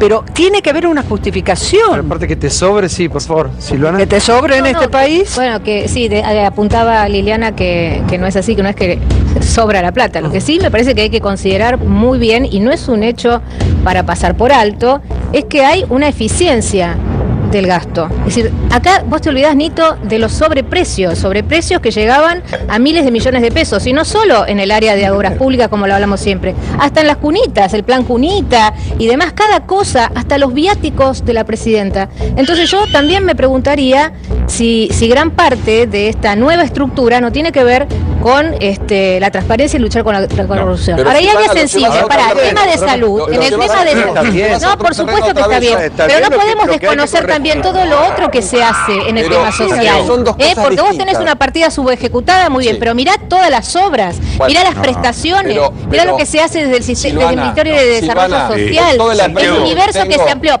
el universo que se amplió en el tema de los monotributistas, en la asignación universal por hijo, la cantidad de jubilados que llegaron al plan de recuperación histórica. Entonces no miremos solamente una partida subejecutada, sino que miremos, estoy hablando, pero hay que mirar, perdón, dos cosas. Digo, acá no es un gobierno que no atiende, todo lo contrario, la base de beneficiarios es mucho más amplia, y la plata va a quienes tiene que ir, no la mano de los funcionarios. Bueno, perfecto, eso está claro. Estamos sacando no ajustamos con los funcionarios, estás muy equivocado, no ajustamos con los jubilados, lee bien la medida de Regazzoni. Pero lo que estamos haciendo es investigar por qué antes se le daba plata y se le daba 100% de cobertura a gente que podía sostener un yate. O tal vez tendríamos que averiguar quiénes eran los que le hacían comprar a los jubilados como testaferros, yates, embarcaciones. También tenemos esos casos. Entonces, cuidado con trazar esas miradas hirientes. Un palio de 2007 está pensando, me sacarán los remedios porque tengo un palio. ¿Para qué quiero cerrar con Ginés? Sí. A ver, para cerrar, Ginés, ¿cuál es, según su punto de vista, la salida de todo esto? ¿La salida de qué? A este problema de salud que tenemos. No, bueno, el ministerio tiene que volver a funcionar. El ministerio está desarticulado, porque además, yo no lo dije, los ministerios son, sobre todo el de salud, es un ministerio técnico. Lo destruyeron. Todo el personal técnico que manejaba el remedial, que manejaba vacunaciones, que manejaba todos los programas que eran bien importantes. Había programas que no andaban bien y esos no se modificaron, pero los que andaban bien quedaron todos prácticamente sin andar, y eso es muy grave. Entonces hay que recomponer cuadros técnicos, no es tan fácil. Hay que recomponer inclusive una cierta mística de la acción, porque la gente está muy desorientada, está muy desanimada. Yo obviamente conozco a muchas personas del ministerio, y uno cuando va a un ministerio tiene que levantar el ánimo colectivo para ir a todo al frente. Y realmente, bueno, gastar, que siempre es poco, lo que le toca por presupuesto, nunca dejar programas esenciales, como digo, o enfermos como tuberculosis, como SIDA, como remediar, sin medicamentos. Esto me parece una cosa de primera magnitud. Después el problema de la política de salud nacional es mucho más serio, y ahí quizás habría que hacer un consenso muy importante, poniéndonos, va a ser un proyecto largo, no va a superar el tiempo que dura un gobierno y la naturaleza democrática, o sea que habría que buscar... Pero siempre la pregunta que nos hacemos en cuestiones tan delicadas, tan sensibles como esta, por ejemplo la salud, es por qué no... de alguna manera no se ponen de acuerdo entre todos, porque esto es para todos, es como la cuestión jubilados también, o la educación. ¿Por qué no se puede concertar mucho más con eso? ¿Vos sos politólogo, no es cierto? No, bueno, conductor de televisión. Hay 27, sí. Bueno, todavía mejor todavía. Hay 27 países del mundo que son federales, ¿no? Todo el resto son unitarios. Eso facilita notablemente cómo se hace un sistema o cómo no se hace. Además, un sistema no lo inventás de un día para otro, viene de la historia.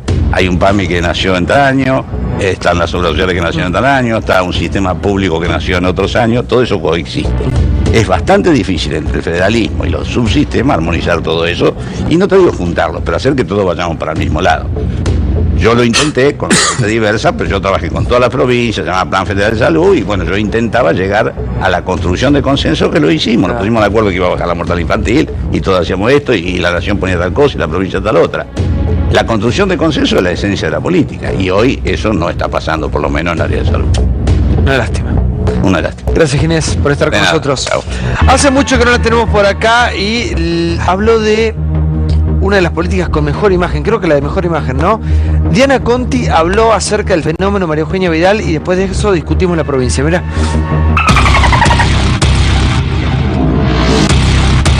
La lengua karateca. Diana Conti ataca de nuevo. Después de unas semanas de silencio mediático, una de las espadas más fieles de CFK volvió con todo. María Eugenia Vidal y Margarita Stolbizer en la mira de la diputada del FPV. Lengua karateca me lo pone el periodismo y la gente, no yo. Yo no me hago autobombo. Diana Conti hablando sobre María Eugenia Vidal en forma bastante irónica. Diana Conti. Vidal se divorció y sigue siendo vista como la niña dulce y bonita, a pesar de su absoluta inacción en todos los temas. Ella hace boquita y te quedas enloquecido. El apellido Kirchner es como que si hablara de apellido Conti para mí. Eso es ser leal, que casi todos los forros se borran. Cristina no puede ir presa porque está a derecho. Y las pruebas no están. ¿Vos crees que Bonadío no la mandaría a juicio para ponerle una condena? Sus referentes políticos han sido parte de hechos de corrupción. Y bueno, en ningún momento si hay un reconocimiento. La persona que nos ve, termina de ver este programa. Dice, pero lo que vos querés. No me jodan, no se metan conmigo. Yo no soy cómplice de nadie. Yo duermo con mi conciencia tranquila. Cristina no ha sido ladrona. Ha habido funcionarios que el propio gobierno de Néstor y Cristina apartó ante la duda. Esa pena, pero un minuto, tranquila, ese código penal que lo hacen los legisladores, por ende los políticos, tiene penas pequeñas. Ya dejar de hablar de Paula. Tiene penas pequeñas para los delitos que en sus funciones puede cometer un funcionario. Y esa propuesta de modificar esas penas no las hace ni la diputada Carrió, ni lo hizo nunca. Se colgó de mí, te colgaste mal, mami. Carrió tiene los mismos años de diputada que yo, y no hay proyectos de Lilita Carrió incrementando las penas por malversar fondos públicos. La familia Kirchner, la sucesión y Cristina con 8 años de presidente son multimillonarios. ¿Qué? Multimillonarios. Y ella le daba sus bienes en alquiler a los contratistas del Estado. Todos son pobres al lado de esa familia. Yo no me meto con el patrimonio de Carrió. Yo no sé, yo... Es que ser rico... Con Margarita y con el se metieron y perdieron. Lo que te digo es, con Margarita perdieron. Para Lilita Carrió tenemos una sola. Cuando Margarita quiere emularla, pobrecita. Margarita, que tenía mi respeto ganado, viene haciendo política hace 2 años solamente denunciando a Cristina. Es bochornoso. Por ahí pasaba Diana Conti que apuntaba y repartía. Sí.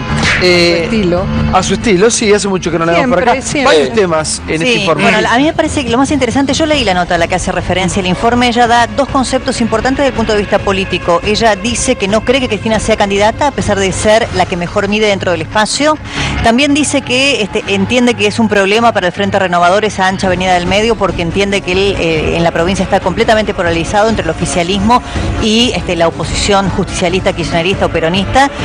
Pero a mí me llama la atención algo que dice María Eugenia Vidal, porque la verdad que Diana Conti, yo creí siempre que defendía los derechos de las mujeres. De hecho, ella es una de las pocas dentro del espacio kirchnerista que bregó por hacer una ley de despenalización del aborto.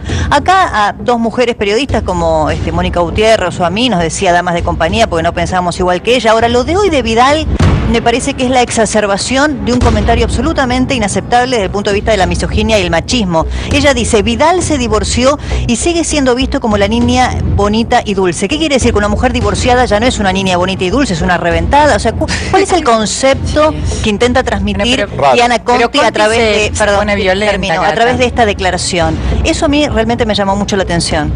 No, perdón, Débora, pero me parece que Conti se caracteriza por algún nivel de violencia verbal. Acuérdense cuando le dijo a Fernando Sánchez lo que le dijo, que se metiera la lengua no sé dónde, pero tiene que ver con algo emocional. Ahora me impresiona el nivel de banca que tiene todavía Cristina Kirchner en un sector que le sigue respondiendo, y todavía Cristina no ha dado señales de hacia dónde va a ir. ¿Va a ser candidato o no, Cristina? Mira, yo espero que sea candidata porque además le hace bien al espacio político, inclusive en el marco de un peronismo unido. Nosotros planteamos esto, de que hay que construir una unidad del peronismo, una cosa grande.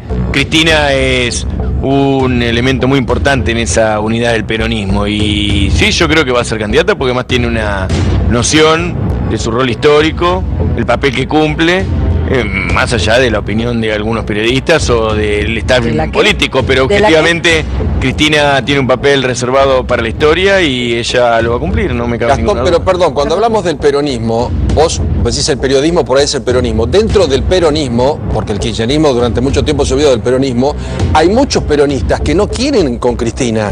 Ustedes hablan de una unidad, una cosa, y no lo sienten, porque ya Domínguez, Bocio, Massa, pertenecen a otro sector, tal vez una etapa. Bueno, hay algunas circunstancias interesantes, como la convocatoria interna del Partido Socialista de la Ciudad de Buenos Aires, que tiene anotados algunos actores que tienen ganas de jugar esa interna, y no todos son del ex o del actual Frente para la Victoria, sino que también hay anotados en esa interna algunos del Frente Renovador, y eso por lo menos lo mencionan los medios de comunicación. Pero lo interesante acá es que hay una voluntad de construir una unidad grande, y Cristina no tiene veto, al contrario, Cristina entiende esta necesidad. Cuando habla de una nueva mayoría, escuchemos lo que dice Gastón, porque Gastón habla de un peronismo de puertas abiertas. Con todos. Es decir, que incorporar, ¿es posible, Diego, incorporar a Cristina con el peronismo más tradicional?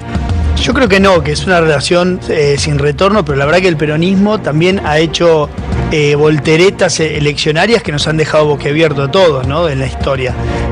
Si hoy uno mira a los actores políticos dentro del peronismo, pareciera que no. Ahora bien, si no está vetada por la justicia y hay muchísima gente de ese espacio que la quiere candidata, la verdad que estaría bueno que compita, ¿no? Y bueno, nada, en la democracia, en las elecciones se miden las fuerzas. Yo no creo realmente, porque además he estado hasta largas madrugadas con dirigentes peronistas charlando, especialmente en los asados de fin de año y demás últimamente, no creo que haya espacio para un peronismo unido con Cristina como cabeza, ¿no? Sí, Pablo. Yo creo que al gobierno nacional es lo mejor que le podría pasar que Cristina sea candidata, porque va a ocasionar una explosión. Lejos de ser una unión del peronismo, va a ocasionar una explosión. Ahora, en cuanto a Diana Conti, que recordemos tenía el eslogan de Cristina Eterna, me parece que cayó en el machismo más ramplón y antes su estalinismo kirchnerista por lo menos ejercía algún tipo de herramienta ideológica. Ahora pasó a ser como una chimentera berreta de la política, ¿no? Porque digo, los tipos de cosas que dice de Margarita, no ya de María Eugenia, a la que parece que envidia. Yo diría que hay algo de envidia de mujer a mujer también, ¿no? Yo creo que ahí lo acertado o lo haber esforzado de Diana Conti, más allá del estilo, que puede uno coincidir o no, qué sé yo, son cosas de Diana, es que se animó con la gobernadora, que parecía que tiene un halo de... Nadie se le dijo nada. Nadie se le animó. No cuestionó la política. Y tuvo opiniones es cierto lo que dice, pero acá el tema es la política. Vos podés cuestionar la gestión, las decisiones políticas de la gobernadora, de cualquier otro dirigente. Ahora, decir que se divorció y sigue siendo vista como la niña bonita y dulce, es una concepción en la historia de la provincia de Buenos Aires. ¿Cómo? Es una muy mala gestión en la historia de las actuales y de las históricas de la provincia de Buenos Aires. No, debes Buenos hablar Aires de la de Scioli. no tiene ministro de producción, por ejemplo. Yo trabajo en el Ministerio de Producción, no tiene ministro de producción hace 3 meses. Así hay cargos vacantes, además se ha reformado 2 veces la ley de ministerio, hay una subejecución del presupuesto, hay una deuda externa provincial récord, histórica, única en la historia de la provincia de Buenos Aires. Tiene aprobado 100.000 millones de dólares de deuda, pedido mejor dicho, y aprobado 50-60.000 millones de dólares por la legislatura de la provincia de Buenos Aires. Ha contraído solo 10.000, pero está en la búsqueda para poder gobernar. Le ha pedido el gobierno federal plata. No tengo que sacar los datos. Lo que sí está claro es que si se necesita de un comentario machista para descalificar a una gobernadora, evidentemente es porque no encuentran otro lado por donde entrar. Porque la gestión de María Eugenia no solo es transformadora en todo lo que tiene que ver con la ejecución del gasto, sino también con la cultura que tiene que enfrentar en una provincia que está dominada por capas y capas de dirigentes que tenían al Estado de rehén y hacían negocios y además protegían a los corruptos de la policía que estaba vinculada al narcotráfico. Lo que te quiero decir, en la política, las mujeres siempre somos atacadas. Y no me pongo en una posición de víctima, porque hace muchos años, muchísimos años que hago política, desde que soy muy chica, y es muy usual, por eso te iba a decir, es muy usual recibir este tipo de comentarios de varones de todos los partidos, incluso de mi propia fuerza, puedo contar anécdotas de muchos años.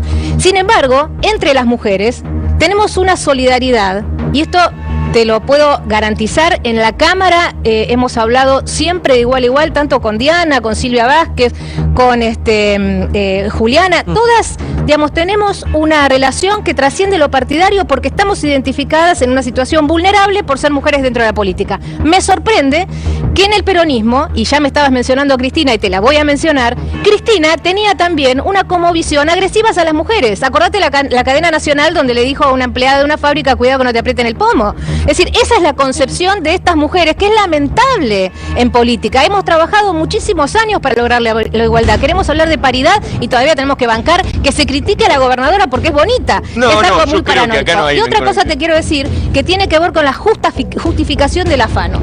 Eso yo no lo puedo entender. Y Diana tiene trayectoria y la verdad que la aprecio, hace muchísimos años que ella hace política, que puedan justificarse y que se les mueva un pelo el patrimonio de la presidenta diciendo, nadie, no importa que sea millonaria. A ver, toda la vida estuvo en la función pública. ¿De dónde sacó la plata? No pueden justificarla, tuvo que poner a sus hijos para poder deslindar un poco de responsabilidad. Entonces, ¿cómo se justifica desde un dirigente político, mujer u hombre, el afano? A ver, ¿cómo pueden seguir diciendo, Cristina no tiene nada que ver, cuando en Otesur y en Los Sauces está comprobada que ella es la socia de Lázaro Báez, tienen cheques, tienen transferencias, tienen documentos firmados? Y siguen diciendo los dirigentes, algunos yo los aprecio mucho, y siguen diciendo, Santiago, que no pasa nada. Vuelvo a plantear, yo creo que se habla de generalidades. La provincia de Buenos Aires no tiene conducción política. Entonces, mencionar, hablar de una buena persona, hablar de una gente bella o qué sé yo, no va en la esencia de un dirigente de la política. Yo creo que compararla con otras, por ejemplo, Verónica Magario, es una intendenta que con 2,50 pesos hace maravillas en La Matanza. Y la gestión la encuentra vinculada en historia al territorio. María Eugenia Vidal no tiene historia de bonaerense, más allá de haber vivido en Morón. Yo soy de la provincia también y yo sé cómo estaba la provincia. Yo no sé qué choquería laboral, pero objetivamente venimos de una provincia que está en cuestiones de ruta, salud, educación. Sí, todo. Además, Pero una no sé cosa, dónde Santiago, vive, señor. No, a mí me parece que, digamos, yo, la posición de Diana Conti me parece increíble. Realmente es casi como una machista hablando. Casi no. Parece un hombre. Parece un hombre discutiendo la historia del divorcio. Pero aparte no habla de política, no está hablando de política, está hablando de situaciones de tipo personal. Desconocer que Cristina se enriqueció también me parece absurdo. Desconocer lo que pasó en la provincia, decir que fue la peor gobernadora Vidal frente a lo que hizo Scioli en la provincia, que es un desastre. Hemos visto hospitales inaugurados, el mismo hospital 5 veces, 3 veces pintado antes de inaugurar. Hemos visto hospitales vacíos por adentro y cierto. Hemos visto 700 coches que se cobraban los vales nafta y los coches no andaban. Hemos visto a Scioli esconder los muertos, cambiar los cadáveres para sacarse la foto.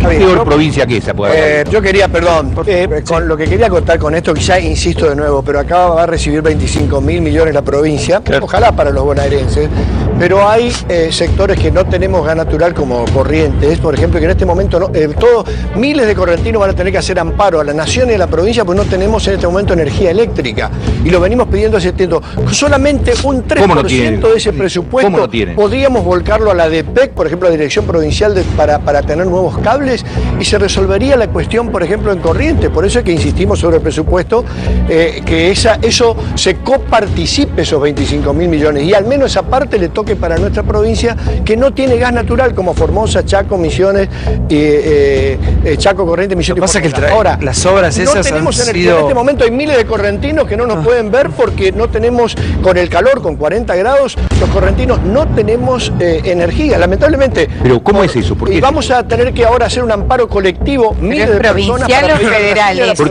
¿Por qué? ¿Eso es provincial o nacional? ¿Pero qué es lo que pasó, Nico? ¿Por qué explicar? Me parece que hay un tema provincial ahí. Combinación de ambas cosas, porque es provincial. A esta altura, por eso digo, hay presupuesto que si se volcaran una partecita, estamos hablando de la provincia de Buenos Aires, es lo único que me interesa hablar de política a mí, me parece que ese presupuesto de 25.000 millones podría ser volcado por... ¿Puedes explicar, Nico, por qué no hay? ¿Puedes explicar por qué no hay electricidad? ¿Cuál es el motivo? Básicamente porque además hace falta traslado, es decir, mejorar el sistema de la Dirección Provincial de Energía. Es un problema de corriente. Además hace el transporte. Y el sistema interconectado le quiere dar, no se lo puede dar porque no están dando el sistema correntino. Digamos. También, no, pero el sistema correntino, obviamente que sí, que nosotros necesitamos, por eso te digo que necesitamos esa plata para volcarlo al sistema correntino. Pero no se la saques a y a la nación que tome la decisión de volcar, al menos, mira, con 700 millones de pesos tal vez. Pero los gobernadores se han quejado de los 25.000 millones de pesos. Todos los gobernadores pero los gobernadores se quejan por los 25.000. Perdón, Gastón. No, perdón. Porque una cosa, si vos decís, movemos la coparticipación y las provincias reciben menos. Las provincias siguen recibiendo lo mismo y a Buenos Aires le dan 25.000 millones de pesos una vez de todo lo que le vienen quitando. Porque Buenos Aires, que aporta 40, le dan 18. Con Scioli, con Vidal, con Dualde, con quien sea. Por eso Scioli, ya que hablas de tan buena gobernación, vivía mendigando que le manden plata para pagar los salarios. Ahora, ¿se dan cuenta que estamos en el 2017? Hablamos de electricidad, hablamos de cloacas, agua. En la provincia de Buenos Aires. Se han robado nuestro querido país. Y es para todos. La política nos debe una respuesta a todos. ¿Dónde están las obras? ¿A dónde iba a parar la guita de todos estos años? Santiago. Hablamos de que el otro día cortaban una avenida, una autopista porque no tenían, reclamaban agua. Año 2017 reclamando agua, los chicos sin cloacas, qué desastre, por favor, Sirio. No, a ver, la gobernación de Scioli terminó con un presupuesto de, si pusiéramos 100 pesos, de cada 100 pesos, 92, 93 iban en sueldos. Sí, en gastos corrientes. Por lo tanto, imagínate dónde quedaron las obras, ¿no? 2% de presupuesto, Diego. 2 de cada 100 pesos iban a obras, o sea, digamos, una provincia que tiene ya un atraso en infraestructura fenomenal. Respecto a los 25.000 millones, hay un mandato constitucional de 1994 donde todos unidos, en ese momento los constituyentes, decidieron modificar la ley de coparticipación, básicamente porque te diría que tiene muchísimas injusticias. Buenos Aires es una de las que más lo sufre, no la única, pero sí las provincias grandes.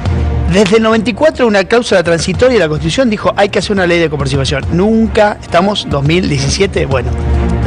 Las provincias algunas, muchas, especialmente las menos pobladas, han sido muy beneficiadas por la coparticipación y otras han sido muy perjudicadas. Que la Argentina se ponga a discutir hoy una ley de coparticipación parece, te diría, una de las conversaciones más bizantinas que puede llegar a haber. Si no nos ponemos de acuerdo sobre cosas básicas, imagínate sobre una ley de coparticipación donde unos ganan y otros pierden. Por lo tanto, digamos, estos remedios son parches a una falta de política impositiva seria que la Argentina se debe, al menos desde el 94. Sí, de este informe, y que recién hablaron hace unos minutos del futuro de Cristina y de lo que había opinado Diana Conti sobre Vidal. Sobre Cristina es desconocer primero el rol que le otorgó la mujer, es de una burrada enorme y de desconocimiento histórico estos años lo que ha hecho Cristina por eso y por la igualdad en un montón de aspectos, ¿no? Salvo ese tal vez equivocado, exabrupto que mencionaba hace unos minutos, lo de Cristina es así, y a futuro, Pablo mencionaba, bueno, pero vos y Urtubey están afuera, digo... No, casi todo, Massa, Urtubey, Bocio, estamos hablando de la unión del peronismo, del PJ, digamos que Bocio y Urtubey no son indispensables, y que Massa va por afuera, así que es también un error constructivo desentender lo que pasa en el peronismo, las diferencias que existen, que son reales. Que no van a la Pablo, por eso Diego, tú levantando la mano una hora, no déjame terminar de hablar. No me nombres. Bueno, no, porque acabas de mencionar algo, te estoy diciendo algo que vos hablaste y yo te dejé terminar. Lo decís en forma incorrecta. Bocio y Urtubey están afuera y decidieron estar afuera y tampoco les interesa mucho porque no mueven el amperímetro de cara al futuro. Después hay resto de organizaciones, de ¿cuáles están adentro? De líderes políticos que van rumbo a la unión de cara a las próximas elecciones, a tratar de corregir algunas cuestiones. ¿Cuáles están adentro? Algunas asperezas que ha habido en estos últimos tiempos, pero siempre con Cristina como referente y mide, y más de 30%. Hay que ver después el techo, hay que analizar de cara a 2019, qué va a pasar hoy por hoy a 2017, y ahora en marzo se lanza la CFK, la Corriente Federal Kirchnerista, va a ir con el apoyo prácticamente de todo el PJ. Más de 18 organizaciones, Pablo. Es importante, vos me dijiste, dame nombre. Colina, La Cámpora, periodismo militante. ¿Qué va a pasar? Todos los dirigentes. Randazzo, Massa, todos, Scioli, van a ir todos. Domínguez. No, me está nombrando Pablo los votos interesantes para hacer quilombo, nada más. No, ni Urtubey, ni Bocio. Se fueron y se quisieron ir. No existen dentro del PJ, Pablo. Domínguez, Randazzo, Domínguez, Aníbal, todo esto ocurre. Fernández, Miles, Mario, todo el PJ, Pablo, todo. Los que vos no votaste y lo que no vas a votar. Eso no es el nunca. PJ, a vos no te importa, es el PJ, no es el Diego, los que creen que la corrupción da lo mismo. No hay votos comprados. 2017 no hay votos comprados. Yo les diría, recuerden que en 2009... No hay candidatos, no hay... Pero es que el Colorado de Narváez, en 2009 nadie pensaba que iba a ser quien era en la provincia de Buenos Aires. No es la televisión. Murió Zygmunt Bauman, que es el tipo que explicó en estos últimos 15 años lo que son las propiedades de la política, las sociedades líquidas. Yo quiero decir una cosa, si el gobierno da señales, como dio esta semana, de que no hay paritaria nacional docente, que mañana van a anunciar con bombos y platillos un convenio multifunción en el gremio de los petroleros en Neuquén quitarle retenciones a las petroleras, sacar los medicamentos a los abuelos. Si vos ves cómo están reaccionando hoy los líderes sindicales, hoy Pablo Micheli de la CTA se tira flores con Daer o con Carlos Acuña. Hay un entendimiento en el peronismo, no por el amor, sino por el espanto. Y si el gobierno sigue tirando señales de que viene el ajuste y la eficientización y que lo importante son las inversiones, el peronismo se reproduce, como decía Perón. ¿Creen que nos estamos matando, nos estamos reproduciendo? Entonces, no es que el peronismo sea fantástico ni que el kirchnerismo no haya robado, y en eso, discúlpenme, pero falta autocrítica por parte de los líderes del kirchnerismo, absolutamente. Los corren con Comodoro Pi y se callan la boca. Tendrían que tener un poco más de valentía para reconocer que las cosas que pasaron, yo no sé si una asociación ilícita nacional, pero pasaron porque hubo determinación, por lo menos, de permitir que la política se financie con dinero público. Entonces, un poquito más, ¿no? Quizás no tenga autocrítica, pero el gobierno está dando todas las señales para dejarle la cancha a la oposición, la oposición es el peronismo. Cerca del arco, sí. Ahí el peronismo va a tener que primero arreglar sus asuntos internos y después demostrar por primera vez en la historia si puede tener un gobierno democrático no hegemónico. Los únicos gobiernos exitosos peronistas fueron los hegemónicos, los dos de Perón, los dos de Menem y los dos de Cristina Kirchner. Yo creo que... Sí, Silvana, que perdone que por ahí te interrumpo. Hemos tenido muchas internas con Silvana, con cariño. Siempre me trataste respetuosamente. Silvana, ¿les preocupan las elecciones de medio término? No, quería volver a alguna cosa que dijo recién Anguita, ¿no? Digamos, parece que los cambios son mala palabra. Y justamente la gente nos votó por el cambio. Y en este caso del sector del petróleo es muy interesante lo que está pasando. Porque en realidad vos le podés decir al sector del petróleo que es uno quizás que más conquistas ha conseguido en cuanto a la relación laboral y a sus contratos laborales. Después, si te voy a mantener todo eso, pero no vamos a tener más petróleo. Y entonces, ¿dónde está la ganancia a largo plazo? De lo que se trata es de llegar a un acuerdo para generar condiciones de productividad, poder explotar el yacimiento de Vaca Muerta, que nos va a dar riqueza y reserva por muchas décadas para adelante, y lograr que ganemos todos. De eso se trata. Entonces, claro, si vamos por la chiquita y por el atajo, y decir que significa mejorar esto de los subsidios, Nito, y recién Diego decía, no, esto tiene que ver con ahorrar y sacarle a los jubilados. No es sacarle, lean bien la medida. Tiene que ver con eficientizar lo que el gobierno está teniendo como recurso y de que esto llegue a los pobres y que llegue a los trabajadores y que haya más fuentes de empleo. Hay señales de recuperación. Hay señales de recuperación en el empleo.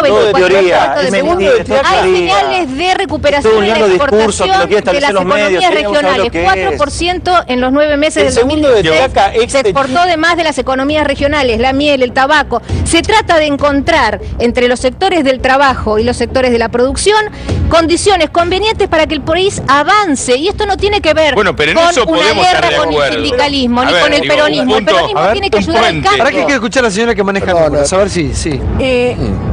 Lo que se va a anunciar mañana, efectivamente fue algo que se viene negociando hace mucho y con alguien que no se puede decir que maneje mal el gremio. Los sueldos más altos en la Argentina son precisamente del sector petrolero. Me saco el sombrero por su dirigente, el que los representa, Pereira. O sea que si Pereira mañana va a estar a las 9:30 poniendo el gancho, estate seguro que los trabajadores mal no van a estar, porque es uno de los gremios... Es uno de los gremios que mejor pagos están. Esto no es defenderlo a Pereira. Yo voy a la escala salarial. Los sueldos más altos son los petroleros. Bien ganados se los tienen. Es un trabajo muy feo. Objetivamente no es un trabajo agradable, pero ellos son los que más ganan. Por eso fueron los que lideraron tanto la lucha por el impuesto a las ganancias, porque eran los que más lo afectaban. Ahora todo está visto de la perspectiva de las grandes empresas y las grandes corporaciones. No, yo acá te estoy hablando de los trabajadores. Las petroleras me importan un pito. Yo confío en Pereira, tiene razón, confío en Pereira como lo ha llevado adelante. Yo soy el más peronista de los radicales, pero te quiero decir, no se puede tener la perspectiva de pensar que hay que flexibilizar el trabajo. Siempre la ligan los trabajadores porque supuestamente van a venir a invertir. En total desacuerdo con eso. Me parece Ahora, que eso te cuento que lo de mañana tiene el ok del gremio. Y evidentemente es un gremio que defiende bien. Si fuera el de periodistas, te aseguro que sería un desastre, no tengo la menor duda. Pues si hay un gremio flexibilizado, es precisamente el periodismo grave. El problema es el contagio, que empecemos a flexibilizar a todos los trabajadores otra vez como en los 90. Ojalá Dios quiera que por favor, señores. Hola, mi vida. Me impresiona tu cara, nunca te lo dije. Es igual a tu hermana, igual. Somos lindos. Somos buenos. Bella. Buenos. Bueno, pasaron 20 años. Mira, veo esa imagen ahí atrás y... Qué triste, ¿no? Muy triste para nosotros como familia, muy triste para la sociedad. Saber que este asesino planeó un año antes el crimen de José Luis Cabeza, juntó a la gente para que lo matara, lo esperaron en la puerta de la casa, lo esposaron, lo llevaron a la cava, que es un lugar horrible, es muy triste, es muy oscuro, es muy feo. Ahí lo hicieron arrodillar, y Preyeso le dijo a Braga que lo matara, que le tirara 2 tiros. Y Braga se negó, entonces Preyeso le sacó el arma y se los tiró él. Le dijo, así se hace. Después lo llevaron al auto, lo rociaron con combustible y lo quemaron.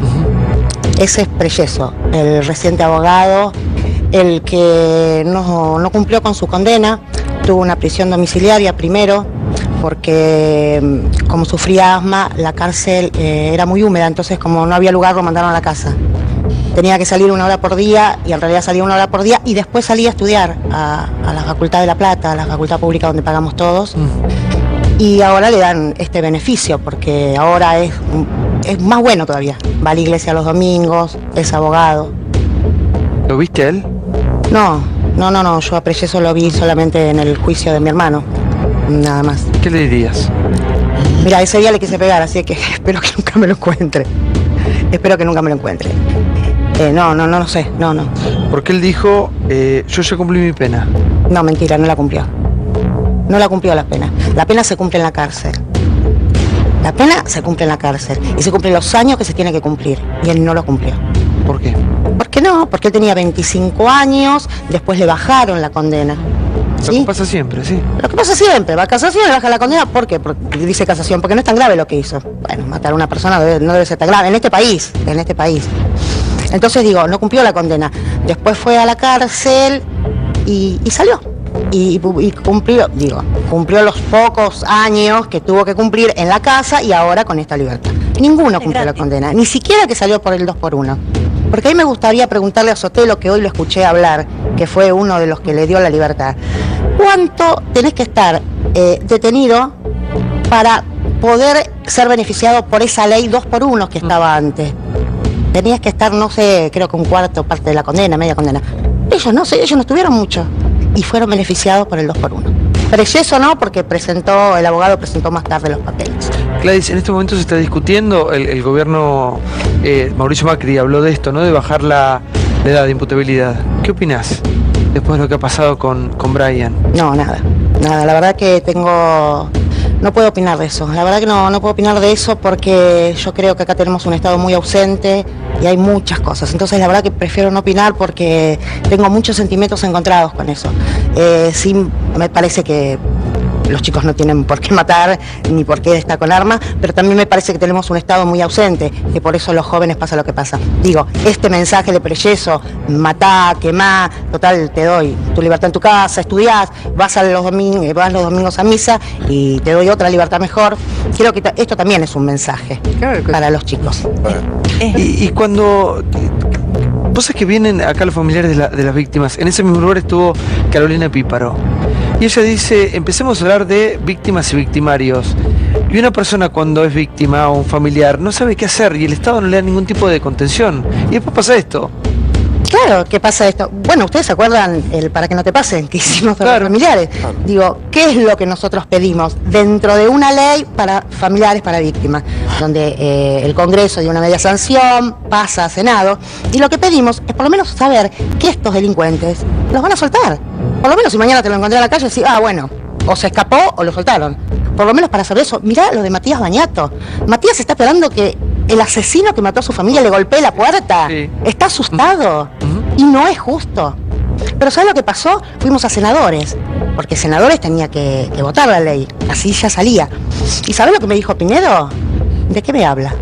No sabía de qué le estábamos hablando. De la ley, le decíamos nosotros, de la ley de familiares. No la leí. ¿Quién puede estar en contra? No, pero es que no la leyeron, se tenían que ir de vacaciones, no la leyeron, se tenían que ir de vacaciones. Era más rápido, viste, no leerla y decir que no.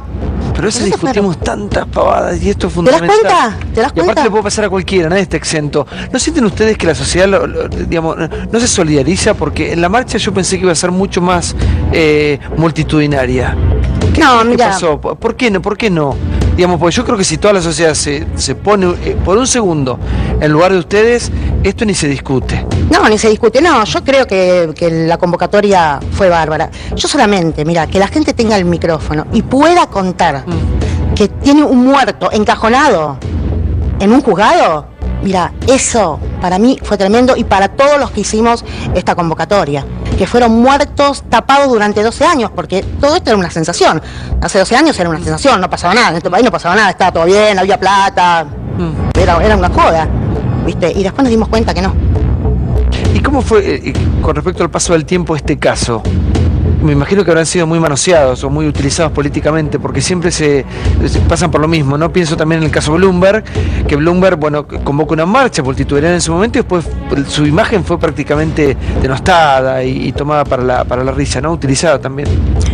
No sé si están utilizadas. Yo creo que somos respetados. Lo que pasa es que tenemos que pensar bien qué es lo que hacemos. Por eso cuando vos a mí me preguntás esto de la ley de los menores, la verdad prefiero no opinar porque digo, no leí, no me informé, no estoy de acuerdo en un montón de cosas. Sí estoy convencida de que tenemos un Estado ausente, que siempre hubo un Estado ausente. Digo, yo soy maestra, fui maestra rural y el Estado siempre estuvo ausente con estos chicos que tienen que van a robar, porque ¿sabés qué? En la casa, vos al padre le das una bolsa de comida, le das un subsidio, pero seguro que al chico, al estómago no le llega, porque el chico, ¿sabés por qué va a estudiar? Porque tiene hambre.